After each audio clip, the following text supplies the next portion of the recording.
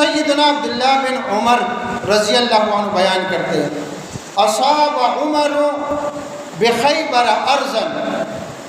فأتى النبي صلی اللہ علیہ وسلم فقال اصبت ارضا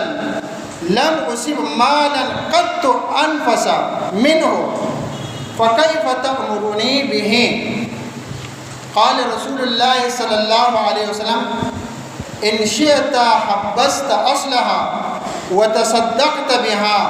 فتصدق عمر رضی اللہ تعالی عنہ انه لا يباع اصلها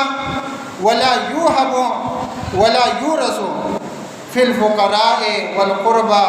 والرقاب وفي سبيل الله والضيف وابن السبيل لا جناح على من وليها أن يأكل منها بالمعروف أو يطعم صديقا غير متمول فيه۔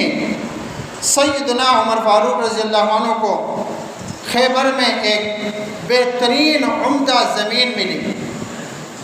تو آپ نبی کریم صلی اللہ علیہ وسلم کی خدمت میں حاضر ہوئے اور عرض کیا مجھے ایک زمین ملی ہے اور اس سے عمدہ مال، اس سے بہترین زمین، بہترین جائیداد مجھے کبھی نہیں ملا ہے۔ یا رسول کریم صلی اللہ علیہ وسلم،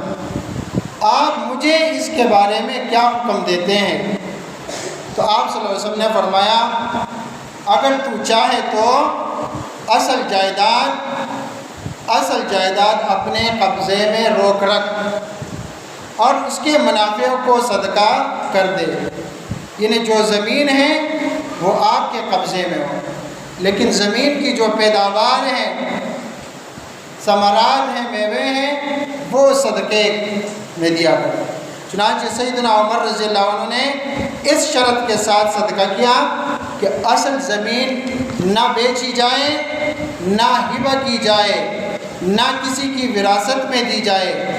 البتہ فقراء، رشتہ داروں، غلام آزاد کرانے، اللہ کے راستے میں مہمانوں